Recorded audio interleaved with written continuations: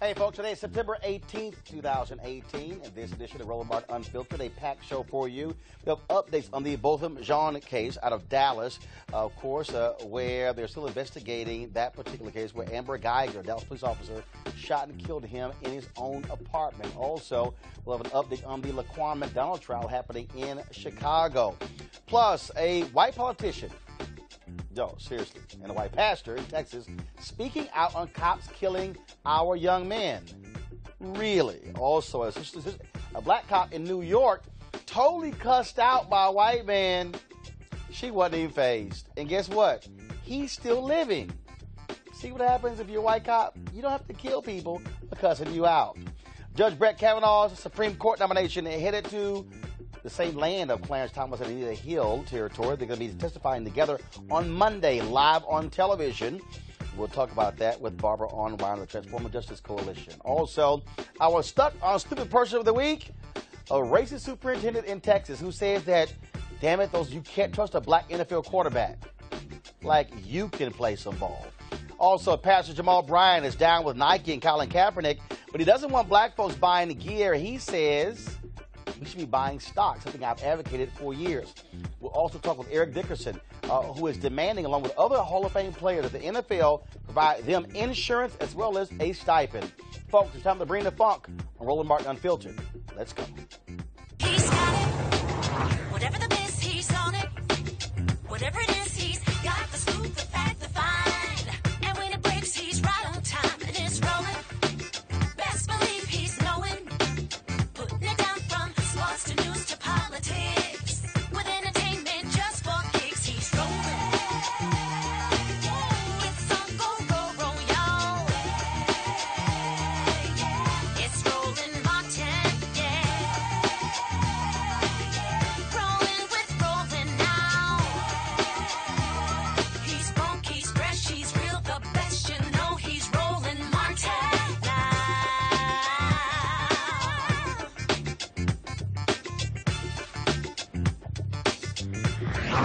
Martin! All right, folks, updates on two trials, first of all, cases we're covering. First off, in Chicago, where Jason Van Dyke, Chicago police officer, he is on trial for the shooting death of Laquan McDonald.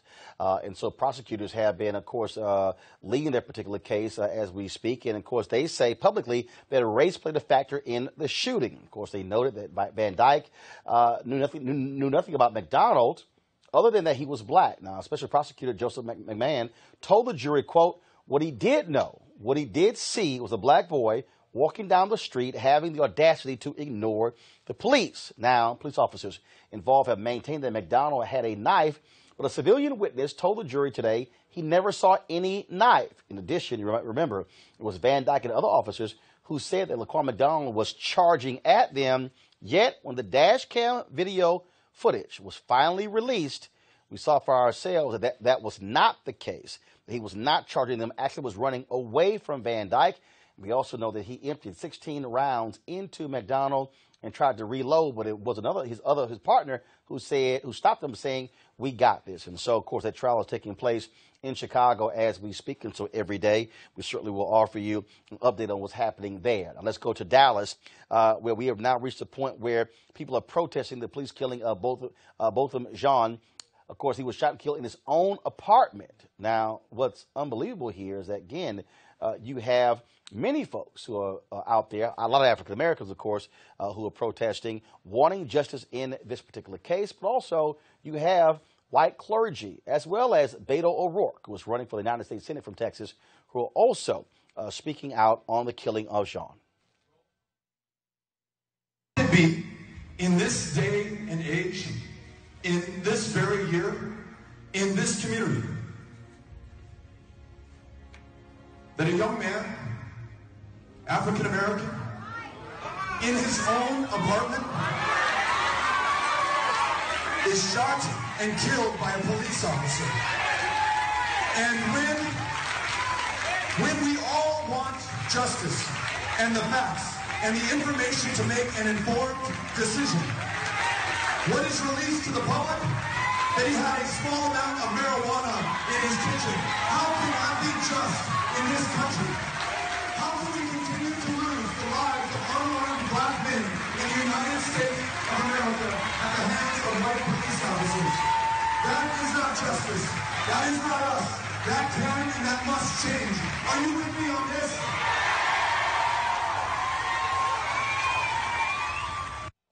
All right, folks, and of course, Beto O'Rourke is facing incumbent Senator Ted Cruz. Latest Quinnipiac poll shows O'Rourke down 9 points, although another poll showed them in a dead heat. And, of course, among African Americans, 97% of black voters in Texas are supporting Beto O'Rourke compared to 3% of African Americans supporting Ted Cruz.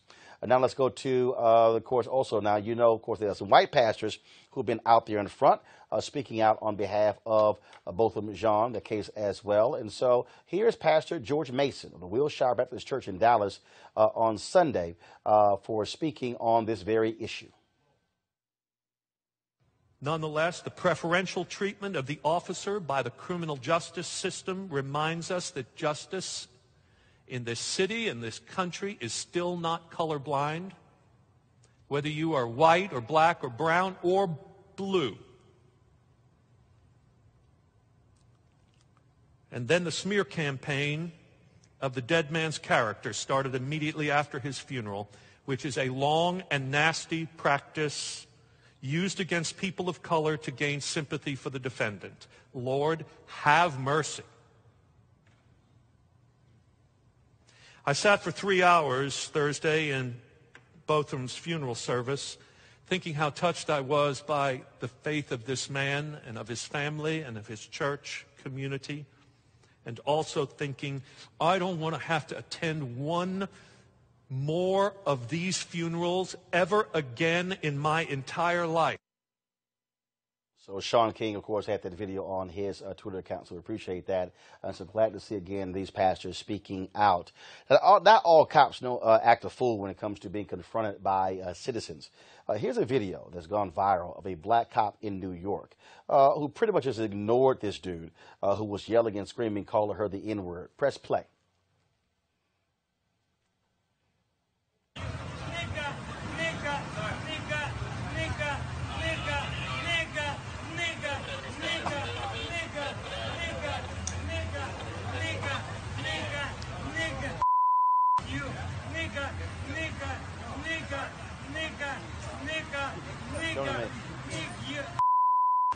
And y'all see that sister is completely unbothered. She's standing there ignoring the dude because she's saying, you know you about to go to jail. And see, again, that's the case. But trust me, when you see other video, if that was a black guy, cussed out a white cop, I don't think we'll be seeing that sort of same reaction. And so all she did, she was focused on chewing her gum while he was sitting there sounding like a damn fool. And so that's what happens in those cases. And so there is a way to handle folks when it comes to how they talk to you. Hopefully some other white cops will learn exactly what that means. Now on to another big story today, folks. Brett Kavanaugh is facing lots of heat when it comes to a woman who says that he sexually assaulted her when they were in high school. Dr. Christine Blasey Ford, she's accusing him of sexual assault, and both of them are set to testify on Monday before the Senate Judiciary Committee. It will be carried live. The Democratic leaders are requesting more time for the FBI to investigate the allegations, but Republicans want this over as quick as possible because they desperately want to confirm him for the U.S. Supreme Court so he can be able to begin to hear cases in October. They also, of course, want him on the court as fast as possible because they want this done just in case they lose control of the U.S. Senate in November. And so the question is, what can we expect to take place? Joining us right now is Barbara Arnwine. She's the Executive Director of the Transformative Justice Coalition. Barbara, glad to have you back on Roland Martin Unfiltered. So what's interesting here is that she sends this letter this summer to Senator Dianne Feinstein. They held on to it, and then they revealed it after the confirmation hearing. One, do you believe that was wise? Because now they're being criticized as saying, well, you're throwing a Hail Mary, trying to keep him off the court. If you have this letter, why not release it earlier? Well, I think there were so many issues they had to deal with at first, like all these documents that are still missing. And I don't blame them for wanting to focus first on the process, the procedures, all the things that were wrong about ramming this nomination through. So I kind of get it. Also, I understand how perilous it is for women to come forward and to be heard in these circumstances. And I can see why people wouldn't want to use that unless they had to. Well, she remained anonymous, but it wasn't until she went to the Washington Post to then reveal her identity. After it wrote that Senator Feinstein had already released a letter, had made it public that there was a letter. But I do think it's critical to the future of this country that she is heard. I mean, we blew it years ago when the Anita Hill hearings were held. It's time, as Maxie Hirano said today, thank you, Senator Hirano, she said it's time men to shut up and step up and give this woman her time. I really believe that this situation is serious. I think that we're going to find that this is not a made-up charge. She's not, quote, hysterical and forgetting who raped her, tried to rape her. Women remember these things. Never forget. So I think it's going to be, quite the hearing on Monday. Now, both of them will be testifying. Yes. And they're not allowing any other witnesses, anybody else to corroborate Big mistake. This. They did the same mistake with Anita Hill. Remember, there was a witness who wanted to testify about Clarence Thomas's behavior. They would not allow her to testify. That was a big mistake, and Joe Biden has even apologized for his role in squashing that witness. So I think that's a mistake. I think Mark Judd, who was there, tried to participate in this rape, that he ought to be subpoenaed. I think the FBI should investigate thoroughly before there is the hearing on Monday. I think that if they have the hearing on Monday, they're going to have another one after the FBI does a thorough investigation. These are really serious charges. And what do you say to the folks who say that, look, this was high school. You have this organization that's also supporting this nomination. A spokeswoman was on television earlier today saying this could have simply been horseplay. Listen, horseplay, rape is never horseplay. People come up with every excuse they can. Well, in this case, she's alleging it was attempted rape. It was attempted rape. But he was doing everything he could to rape her. It was only because he was so drunk and his friend Mark Judd was just as drunk that they couldn't pull it off. But they were serious. I mean, remember, they take her into a room, shut the door, put his hands over her mouth, turn the music up so that she cannot be heard. This was not some little horseplay. But this is the issue that we're dealing with. The issue we're dealing with is there are notes from a therapist where there was no mention of this in those particular notes. it comes down to what evidence do you have? Well, actually, what can you actually prove? I mean, you're going to have two people testifying, her account, his account. What do you have to prove that it actually happened or didn't happen? And what are we now left with? Two folks testifying? Well, we have two things. When she was in the couples therapy in 2012, she talked about this. It came up then. She had no reason in 2012 to talk about this. She also has, told her family, told her husband. So it's not as if this was something that all of a sudden she just had some kind of recovered recollection at the last second. This woman has been trying to deal with the injury, the harm, and the damage done to her by his actions. I think that no matter what people think, if you think you can somehow squash this the way women think now, after Me Too, after this president and 19 allegations against him and nothing's been done about it, I think that it's a political calculation of suicide for the GOP to believe that they can somehow just say, oh, it's about a youthful indiscretion. Women don't want to hear that. Well, one of the issues you have 13 Republicans. You don't have any women on that committee. Right. So the question then becomes, will Susan Collins, will Lisa Murkowski, will Marsha Blackburn, will any other of these folks who are senators, will they actually believe her over him and vote against him? Will they stand up finally for women? I mean, you cannot keep saying I am for women and vote against everything that would help women.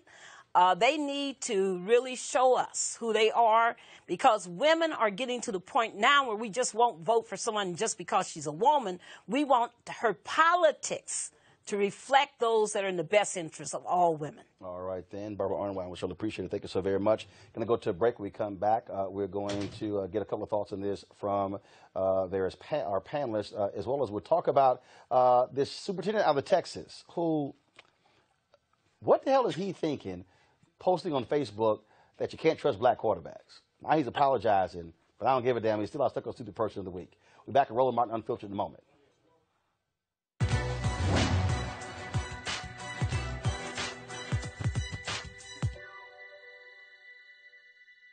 When rungs were missing, I learned to jump. Singer William Warfield.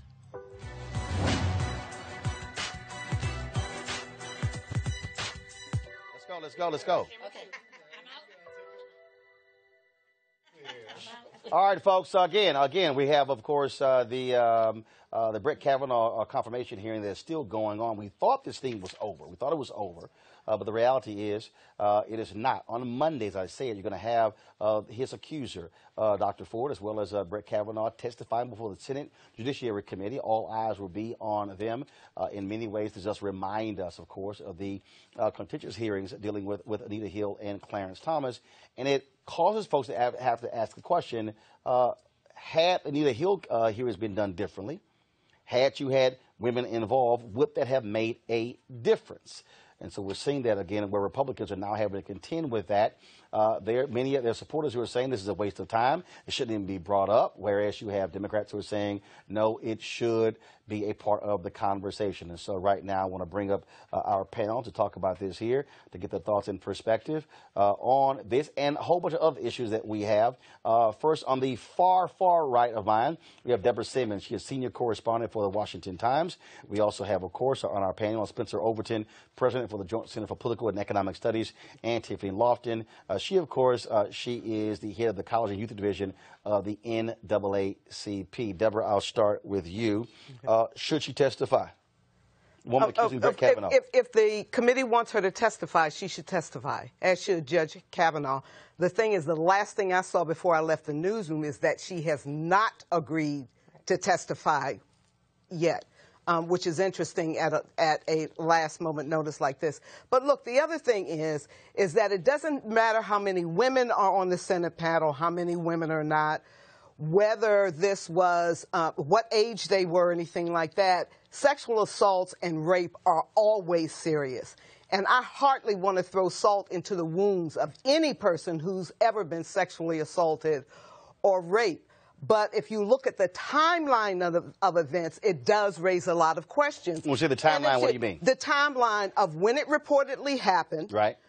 When she reportedly first came first to even let her husband know it had happened, and her therapist, the couples therapist, family therapist, or what you have, and the rest of her family, when she first handed this information over to somebody who then handed it over to Senator Feinstein. Okay, I'm going to take this out for a second. Go ahead, no problem. And then Senator Feinstein decided to hand the information over to federal authorities. That's the timeline we're dealing with here. And it doesn't matter what the offense is supposed to be, but when you're prosecuting a crime, you have to have evidence and not just he said, she said. But this isn't. Is the question boxers or briefs? I mean, but this isn't a crime. The standard is not beyond a reasonable doubt. The question is, should this person be on the highest court in the land? In terms of the timeline, I don't see anything But wrong you can't with the answer that timeline question that with a no unless you have evidence as to why he or she shouldn't be on the bench. She is a witness. That is evidence, and it is incumbent upon him to respond just saying to that something evidence. is evidence. To say I'm not going to employ this person. You know, we do not need okay. DNA. I just wanted to get that clear. We don't need text. We don't need video to lock brothers up for years. We've got to have those things to come here to say that this person should not be on the U.S. Supreme Court. But not just somebody who said they did something. Well, we've got her note from 2012. This is before Kavanaugh is even named. She brought this forward before he was even nominated. If the bar is lower than what a criminal court would look at, that's my point. Yeah, this isn't a criminal court. That's my point. So why are we going through this? And of course, I think she should testify. This is the interesting part. I agree. She should testify. I do hope, to answer your question, that she actually does come and testify on Monday. I think it's super important, not only because of Judge Kavanaugh, but also because when we talk about the Me Too movement, when we talk about survivors and victims of sexual assault, it is important that in the culture of America today, we are no longer afraid of being able to put on blast and share the traumatizing stories that have happened in our communities, and to women and to men and to LGBTQ folks identified alike. So yes, she should absolutely testify on Monday. In terms of the actual case, and it was interesting watching this conversation, I disagree. Looking at a room full of white men who are going to make the decision for Anita Hill, who made the decision for Anita Hill, and now looking at a group of men who are going to also make that decision, they have already put in doubt her story and her testimony. So I think that it is important that we have diversity in these spaces moving forward, especially with elections, because this is not a judge, this is not a Supreme Court case, this is not a criminal case that's being taken place. This is a committee meeting to appoint a federal judge. So it's actually really important that we do have diversity of folks that are on that committee, because then they can also have different perspectives on how they're going to view it. They have already put in doubt and in jeopardy. And it's interesting to watch the conversation between our communities have this debate. Well, it's too late that she put her letter out, or it's perfect timing because they're about to appoint Judge Kavanaugh, or is her story true because she doesn't have evidence? And I think that none of that actually matters at this moment, that if somebody comes out because they have an actual story that they need to tell about a traumatizing sexual assault or possible rape case that happened to them, then we should be able to take that seriously when it happens. Now, if it's false and it doesn't, you know what I'm saying, and it was a lie or whatever it was, because that's possible, then we'll deal with that in the case. Well, here's but the it's question, a hearing right now, not a case. The question, though, is how do we even establish that it's false? How do we establish that it's true? At this moment, we can't. All we can do is wait for her to come and testify on Monday and hope that when she testifies, she shares the story that she actually has, and then the committee is allowed to make the decision on Judge Kavanaugh. So with her story. So Spencer, Deborah, what we're left with, it really comes down to who sounds more credible when they testify. Because if you don't have anything, like, it's different if this was a situation where after it happened, she immediately told a friend. Right. You don't have that. Right. It's different if it happened and I immediately called the police, or it happened at a school. I immediately told a teacher. I told someone at this happened. That's way different. Yep. So, but she did tell her therapist in 2012 about this incident, so it wasn't like she just came up with this. That's number one. And number two, this notion that people suppress some of the worst thing that's ever happened to them, or one of the worst things that has ever happened to them, that is no surprise. People are embarrassed of things even though they had nothing to do with it, even though they're not at fault at all. So if you're a United States Senator, again, you're left with, Deborah, again, who do I believe? And so at the end of the day, when Monday comes, and if she does agree to testify, what you're going to be left with is, I'm going to listen to her, I'm going to listen to him, and now I got to decide who do I think, frankly, is more credible. He said, she said, from the title of a TV show a long, long time ago, look, you don't, just telling your story is not substantive enough. You have to tell facts. And he has to be given, he being Judge Kavanaugh, the opportunity to dispute this fact. If somebody's sitting up there telling a whole bunch of lies about you, how can you? Okay. Wait a minute. It's a lie. Because no, we have to assume everything, because nobody's testified yet before Congress. Right. But if somebody's telling a bunch of lies, how do you negate that? Other than to keep saying that's not true, I didn't do that. That's not true, I didn't do that. So let's also just think about this from a motives standpoint, right, Roland? We're not talking about a Stormy Daniels who might benefit from media attention by going. We're talking about a PhD professor whose, frankly, credibility is undermined by a variety of people questioning her veracity. She has nothing to benefit here from coming forward, and that's something, and again, I don't want to get into politics of respectability and the stature of different folks and all that other kind of stuff, but I'm just saying that this woman has nothing to benefit from coming forward, nothing personally to benefit. She could write a book. The last thing that I'll say is, and a lot of people have written books, the last thing that I'll say is... professors have to keep to their tenure. That's how they get tenures. They don't write books on being assaulted. Let me say something. For the last 6 years, I was a teacher union organizer, so I know a lot about the education field. I know who you are. So what happens is, I think that despite whether or not her story is true, false, she testifies on Monday or not, Judge Kavanaugh is still unqualified in my opinion. So for us to have that conversation, but nothing to do with this situation. Either or, whether it is the situation or not, I think that Judge Kavanaugh should still not be appointed to the federal Supreme Court, period. So yes, this story may or may not be true, but he's still unqualified to be the Supreme Court justice. All right, well, we'll certainly see what's going to happen on Monday, so we'll be following this over the next few days. All right, folks, we have a great feature here. We call this our Stuck on Stupid Person of the Week. Get ready to play the... we also got a little cute little stinger we have for this, because, that really got some really dumb people. Can't wait. Y'all ready to play it? Yeah. Stupid! So, there's a guy named Lynn Retton. He is the superintendent of the Onalaska School District in Texas. It is about 100 miles from Houston. He was watching the Houston Texans play Tennessee Titans on Sunday, and at the end of the game, Deshaun Watson, quarterback for the Texans, made a boneheaded play, throwing a late-game interception. He could have easily ran for 20-odd yards and attempted a game-tying field goal, but instead he threw an INT. Well, Lynn was on the Houston Chronicle Facebook page, and there was a guy who actually made a particular comment on the Facebook page about that particular play, and Lynn decided to actually comment by saying that, you can't trust black quarterbacks. Now, he thought it was a private comment. He didn't realize he was on the public Facebook page of the largest newspaper in the Southwest United States. After he got busted and took screenshots, of course, he apologized profusely. And then in an interview with the Houston Chronicle, he tried to even suggest that there are stats to back up his theory that blacks have not been successful in the NFL. Now, of course, you've had Doug Williams, who was Super Bowl MVP, leading Washington to a Super Bowl. Of course, Russell Wilson was quarterback for the Seattle Seahawks and led them to one Super Bowl, and of course they barely lost a second Super Bowl. I do recall there was a guy named Steve McNair, of course, who lost on a last second.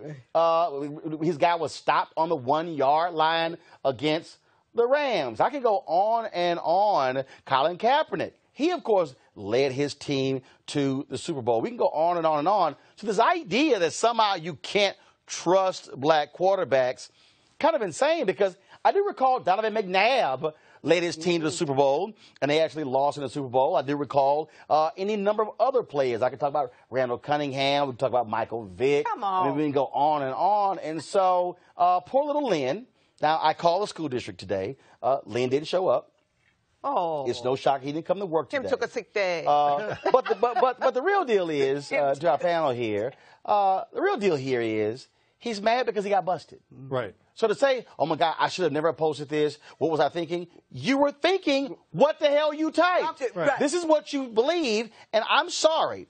This is a person who should lose his job because he has no business being over our children because if that is your view, it can come through what you do every day. Spencer, and there needs to just be some remorse. Hey, I'm sorry. Not defense of, well, you know, if you look at the numbers, this is what bears out, so this isn't racist. Well, actually, the definition of racism is that you say the reason this person missed is because they're black. And right? he didn't even apologize because he said, I'm sorry, it was posted. It was not that I said it, not that I said it, and I'm apologizing. That's how I was thinking. Sorry, I'm sorry I got caught. So it's interesting because in the article that I read, he said that he meant it to be like an Facebook like personal message, like direct message, and then he realized it was a post. And I haven't been on Facebook in a while. Mine is actually deactivated. But what I know for sure is the difference between posting to your actual wall and sending a direct message to a friend. His quote was, when you need precision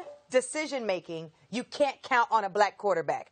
And I said, now you're prejudiced. Now you break that. Now you break that. Said sorry. That was it. Now you break that down and see again.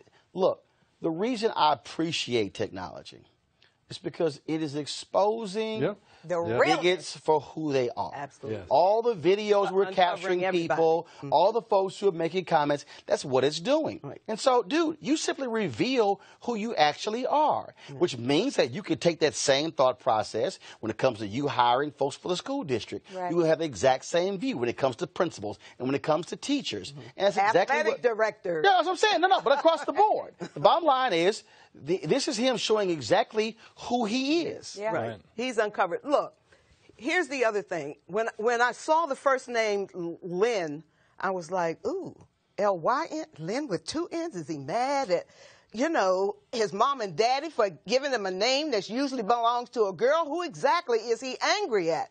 Is it his fault that the Texans aren't doing? Whose fault is it that the Texans aren't doing? We really want to be honest. Bill O'Brien sucks as a head coach. Me, of course, being a native of Houston, he had no business getting a contract extension last year. He's absolutely awful because he has no late game management whatsoever.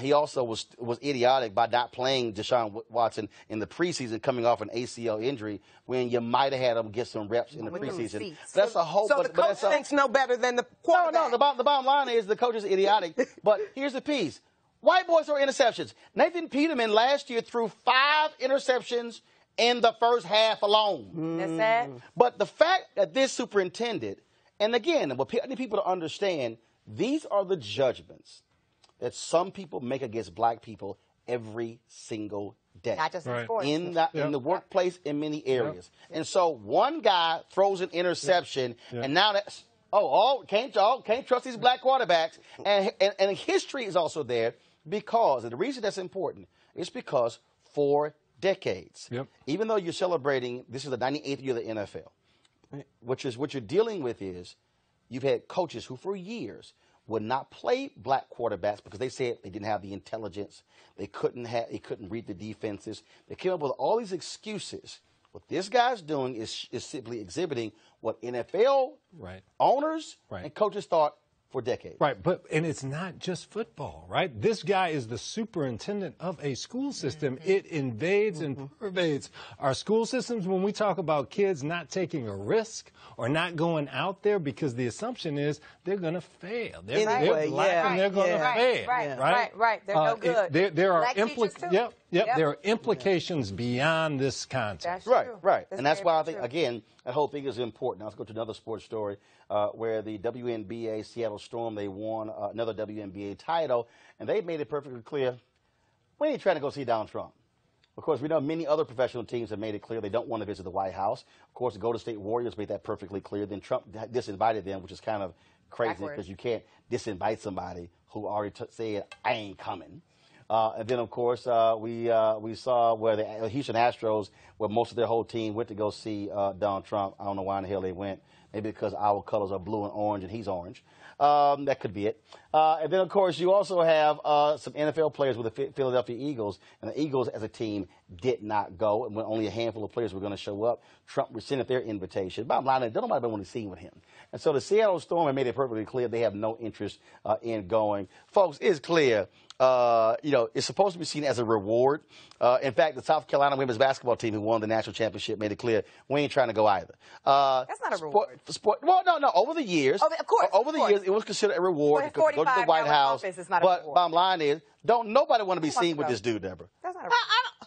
Do you think he really cares? The man is not into sports anyway. Oh, no, he does care. His ego. His ego. No. As long as he keeps those cell phones and he can tweet when he wakes up in the middle of the night because his warm milk didn't kick in, he doesn't really care. No. When the Boston Bruins went for winning the NHL championship, he made a big deal out of it. And in fact, I'm not saying he won't make a big deal if somebody. It doesn't matter because he hates rejection. He hates rejection. His ego hates rejection. He's the type of man similar to like we had as a mayor in this city. They're not into team sports. Oh, no. His ego. I'm not saying he doesn't have an ego. He does hate being rejected. Oh, by the way, and the Seattle Storm did previously win a WNBA title. And, of course, they had no problem going to the White House to be with President Barack Obama. I think we have video or photo of it. What you got? Right, so that's them having some good time. Donald will never get to see that photo right there.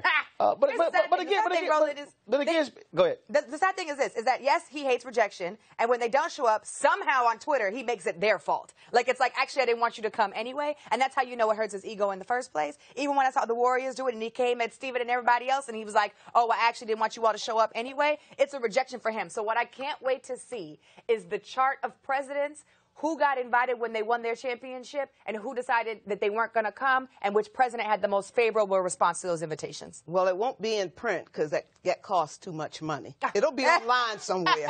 Can't wait to see it. Can't wait to see it. All right, folks. Of course, we're going to go to a break right now with our HBCU Giving Day. So pull that up, please. And then we're going to come back and we're going to talk a little bit about Nike, Colin Kaepernick, a couple of stories pretty interesting there. And so here we go. We'll be back in a moment.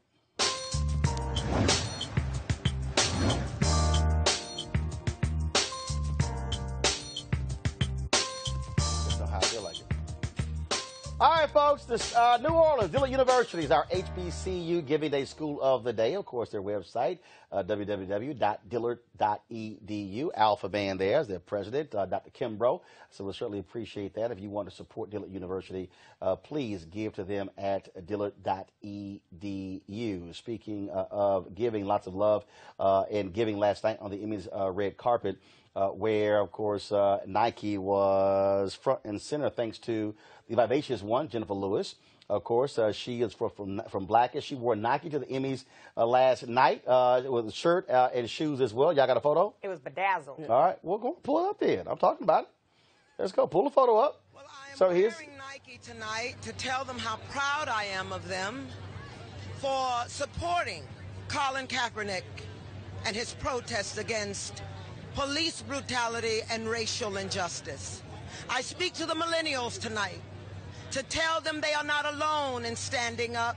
We're right behind them.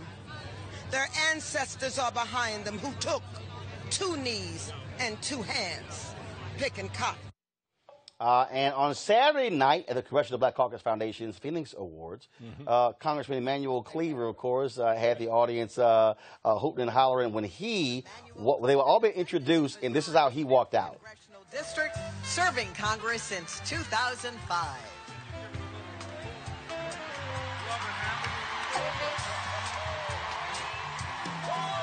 So he put on, of course, a pair of Nike shoes as well as the backpack as well. Statements being made by our people. I think it's beautiful. I think it's powerful. Obviously, Nike was intentional because they knew the sales would go up. I'm still upset about the mayor in Kenner, Louisiana, who decided that he wasn't going to buy or ask anybody else in his city to purchase Nike products. I think that's ridiculous and ignorant and stupid. Since this is unfiltered, I can say that.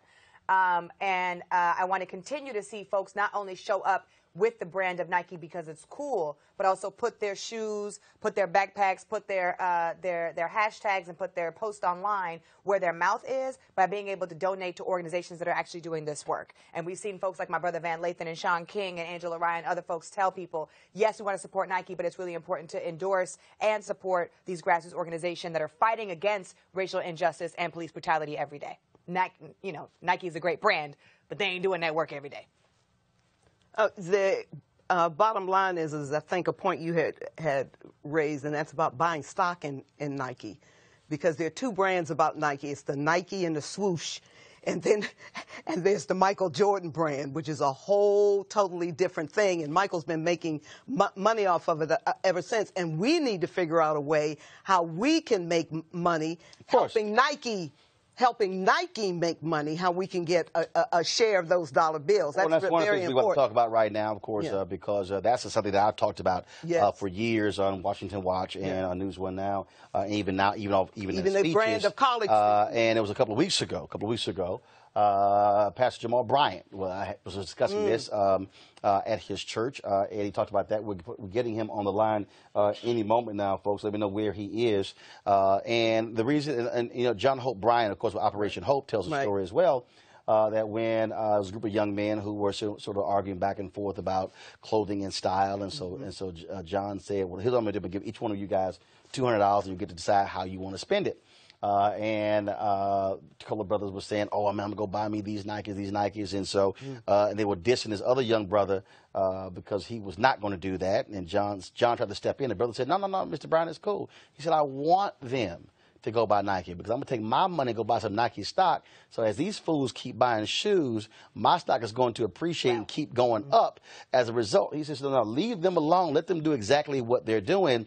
And that to me, again, changes the conversation. I've said for years that, look, if you want to help your child out, go get you a Nike box, empty it, and then put the stock certificate in that box to get them to understand, because Nike stock initially went down, but other apparel company stock went down, of course, right after they made the announcement of Colin Kaepernick being the face of their Just Do It campaign. But 2 weeks later, it's actually hit its highest ever, $83.30, which shows you, again, that they understood the call they were making, Spencer, that they were not worried about the initial backlash from right-wing folks and Donald Trump. Right. It's the right thing to do, but it was also the right thing to do economically. The big thing in terms of our folks is that we definitely, have been consumers.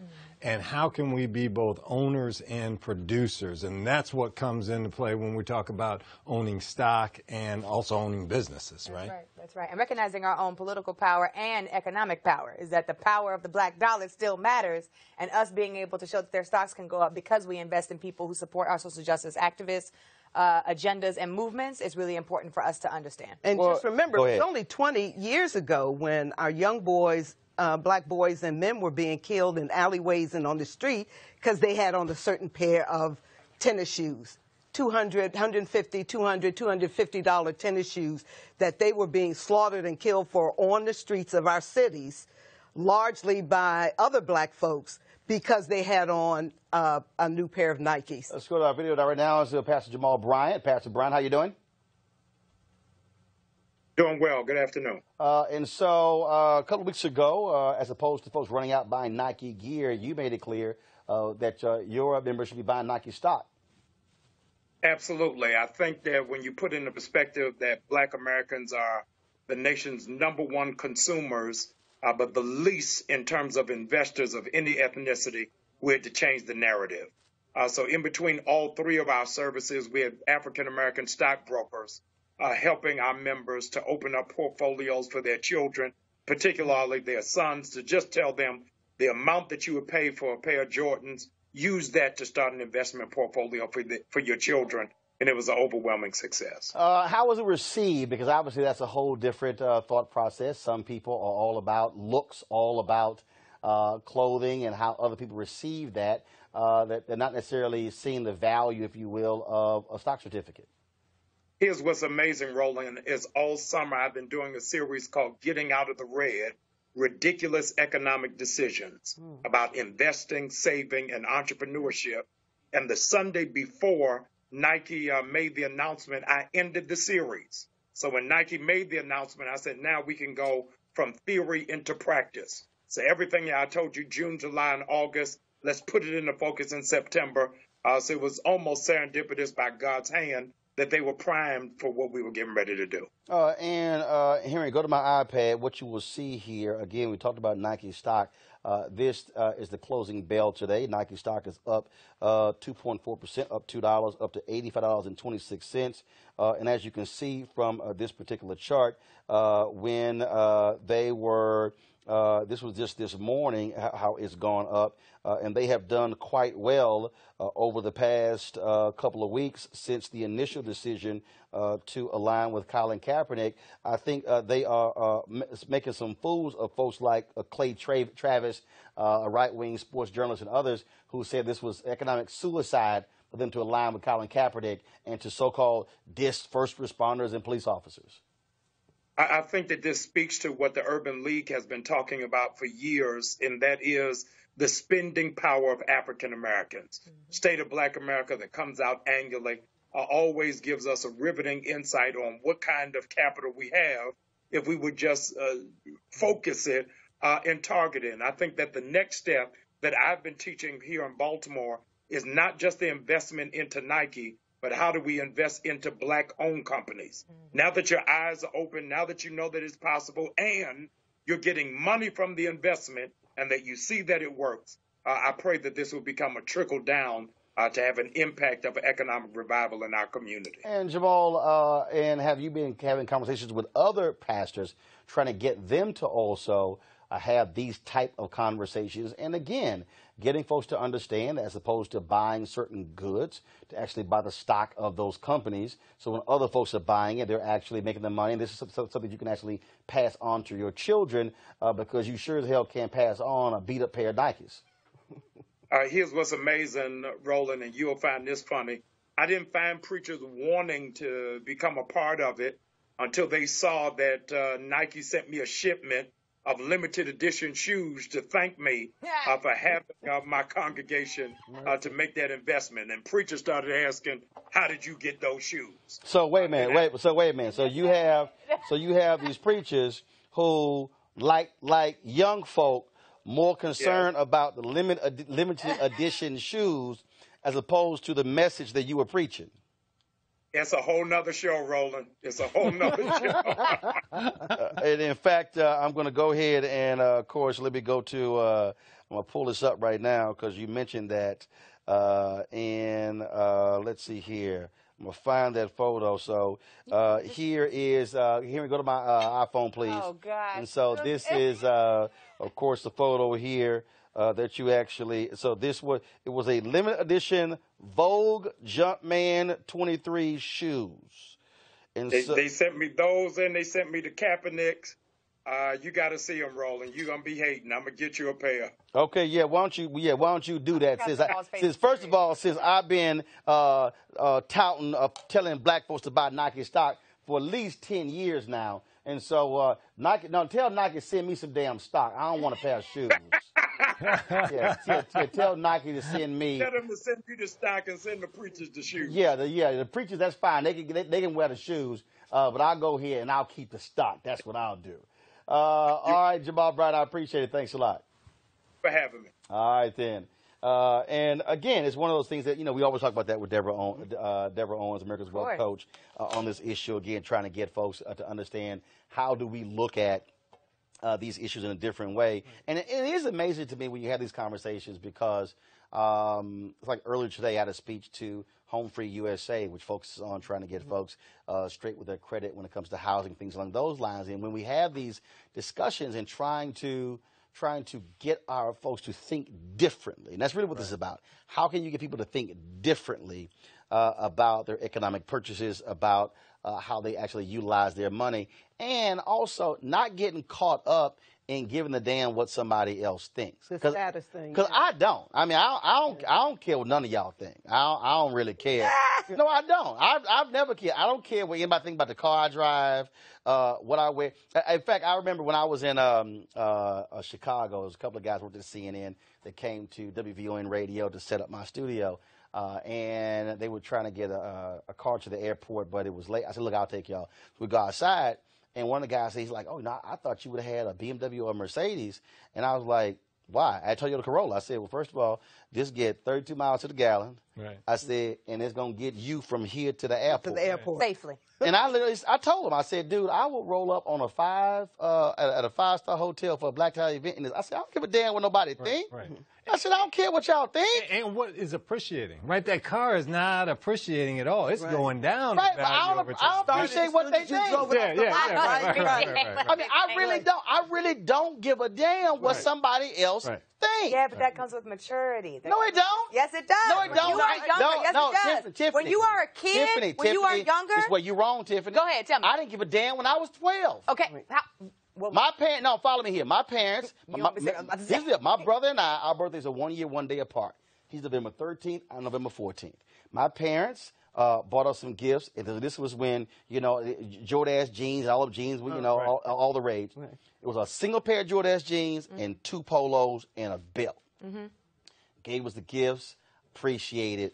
About 5 minutes later, I went in their bedroom and said, look, I appreciate the gift, but y'all take these jeans back. Y'all give me 3 Levi's. Take these 2 polos back. Y'all give me 5 regular shirts. I'm good. That's fine. I didn't care about the latest tennis shoe. I didn't care. And I would tell classmates, I don't give a damn what y'all think. So, and my deal is, that's how I viewed it when I was 12, 13, 14, 15. I didn't care about what other young folks thought. I'm not saying that that's wrong, Roland. What I am saying is acknowledging that there are still young folks, that there are still people, not even just young people. There might be older folks, too, who still care about what people think about them. And their level of self-confidence or their level of worth comes along with what they can buy in materialistic stuff. But which is why capitalistic society. No. When I was a kid and I was in middle school, my first pair of name brand shoes, my mama bought me Payless my whole life. Right. I said, Mom, people are beating me up, people are making fun of me at school. I have to have a pair of name brand shoes. My mama said, you ain't getting a pair of name brand shoes. My friend to this day, De'Ara, sent me her old Nikes that were dirty white with a black swoosh on it and said, go ahead, you can have these. My second pair of name brand shoes came from my friend Aziza Malloy, who gave me her pink Timberlands that were super old. So for some people, all I'm acknowledging is not everybody thinks. No, I understand. And what I'm trying to do is to get us to think that way. And we should. Because when we fall into that trap of giving a damn what somebody else thinks, who ain't paying your bills, not paying your car, and I don't really care. Because first of all, most of us are living for folk who don't like us anyway, and we're trying to impress folk who don't like us. I don't care about them damn people. No, you're absolutely right. And I think more people should think that way. I was just acknowledging that right now there's some people who have nothing else to worry about except for what people think about them. Well, you can tell, because guess what? When your life get messed up, they ain't going to be there to feed you, to clothe you, take care of you, to pass you a test. And I just think we have to learn to begin to teach folks to think a different way. Absolutely. Because as Chuck D said, the only piece of real estate that ain't been sold left is what's between your ears. And if they can buy that, that's where they got you. And I think too many of us are walking around really caring what somebody else thinks about what we wear and how we look. I think you're right, but you got to admit that you're somebody who stands up to power, and you're somebody who speaks out. No, I was 12. A unique person. You were unique back then. But literally, again, at that age, I didn't care. Let me ask you this. What made you not care? Because I didn't give a damn what somebody else thought. How did you think that way? Because I knew growing up another kid, you can talk about me all you want to. Knock yourself out. Look, I got people right now who come on my Instagram page, say, man, you just need to cut your hair. I'm like, I don't give a damn about my damn hair. No, but follow me here. They're walking around worried about stuff because it's what somebody else is thinking. Right. And what we have to do is we have to reprogram people. We got to reprogram black people to stop worrying about, well, what is she saying? What is she saying? Right. If you wear, I was in middle school. Dude had an Izod shirt on. And I went, you know that's not a real Izod. I know what you did. Right. Your ass went and bought the little alligator, and you sold it on At the shirt from Kmart. Right. Because the Izod is crooked as hell. Right. I said, I need you to explain to me. Why in the hell you going to spend $35 on a damn shirt when you take the little alligator off? Right. That damn shirt is $9.99 at Kmart. Right. Or you ask them to spell I was in middle school. and they don't know how. I was in middle school. Somebody, it wasn't hard for me. I was like, that's a $9.99 shirt. Right. Because that little bitty ass, ugly ass alligator is $35. Nobody is negating that people need to change their mindset and that people need to reprioritize how they think about materialistic stuff in this society. And we need to continue to do that. Like, I can't deal with the people who got a $45,000 car and they got an apartment. Right. Hey. I'm just saying, I can't deal with somebody walking around with some Louboutins, but they ass renting. I can't deal with that. This is true. People like that all over the world. Hold on now. That's all they can get. Just a second. We agree with you. Yeah, we agree. There's also something. There's a reason our folks have pit bulls, or there's certain things we're compensating for with this stuff, right? And so I agree with you in terms of facts and where we need to go, right? But it's also a reality here we got to address. No. I don't want to address the reality. Right. I want to change the reality. True. Yep.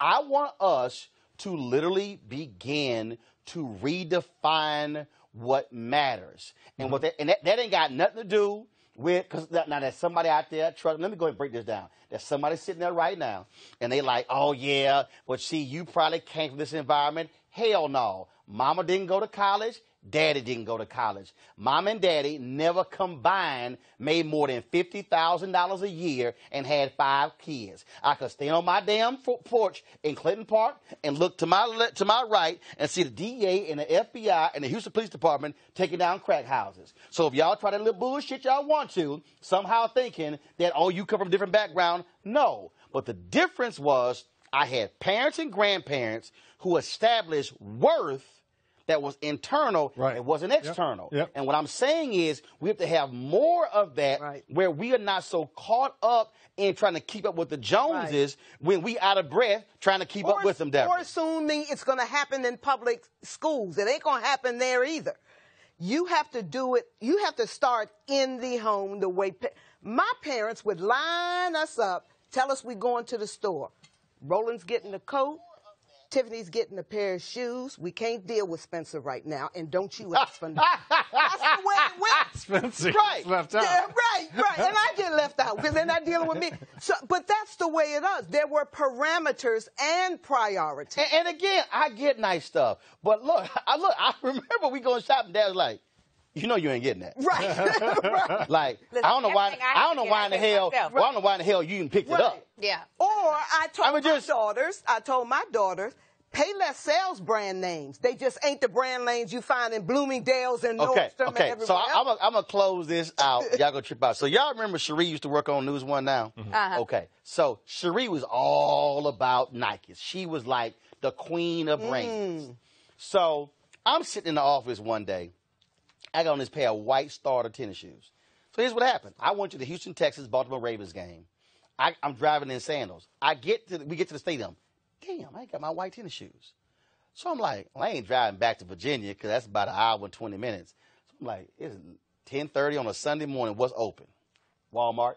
So you 24-hour Walmart. It's open, right. It's open. Right. So I walk in now. I got one mission: a pair of white tennis shoes. I don't give a damn. New Balance, whatever the hell. I'm looking for white. I'm looking for cheap. $24.99. Made the cut. So buy them. So I'm in there. She's like, I can't believe you got these starters on. I'm like, guess what? They were white and they comfortable. And I don't give a damn what you think. Now, she had this collection of Nikes in her apartment. She was a purist, huh? She had this collection, okay? She watching this right now. Like a bunch of Nike collection. They broke into her apartment, stole her laptop, all her stuff, and her Nike collection. The girl was heartbroken. And I said, now see, had your ass had some Nike stock, they could have stole a certificate, but you still had it. And I said, and I get people who collect the whole Nike shoes. I said, but the reality is, you see this whole thing is just, no, it's about Nike. I said, baby, it could be Nike, Adidas, New Balance, Under Armour, Reebok. I don't really care. Guess what? They were white. That's all that mattered. And then we went to outfit. And I just say, and I really don't care what you think. And I had my feet propped up, and I'm like, and I ain't embarrassed. You just walk your ass right on by, because I don't care. Because I just really don't. I can't live for other people and how they view the world as that somehow that's going to determine what my life is going to be about. Right. Well, that's a telling story, because then the criminals decided to go into her house and steal all Nikes anyway, and that tells you that people and it happened twice. And people still care about going into other people's houses and stealing Nikes. Right. So Nikes is it's all brand name, it's all materialistic, it's all capitalism, it's all everything. And knock yourself out. But the bottom line is, I got plus. The other deal is like I never. Hey, you got to be ignorant as hell anyway to pay all that damn money for a pair of tennis shoes. For a pair of tennis shoes. Do you think, Spencer, what's the most you'll pay for a pair of tennis shoes? Don't ask me that question. $70. That's what I'm right. I ain't never. Skip me. Now hell, I done paid for $200 for a pair of golf shoes, right. but that's different because they got spikes and it's performance. But I just ain't doing it. But again, it's just one of those things that I think for us is how we redefine what's important. And so we're going to work on Tiffany because, you know, she Miss Brand herself. Nothing I have on right now is Brand. First of all, you just name Brand anyway. That's just, you know, that's just your whole countenance. Oh, my God. Nothing I have on right now is, Michael, this is Fossil. Okay. We running down Brand. Aldo. They ain't paying us, so he can get no shout outs. I know. Ain't no free shout outs. They can send me a box like they did Jamal Bryant.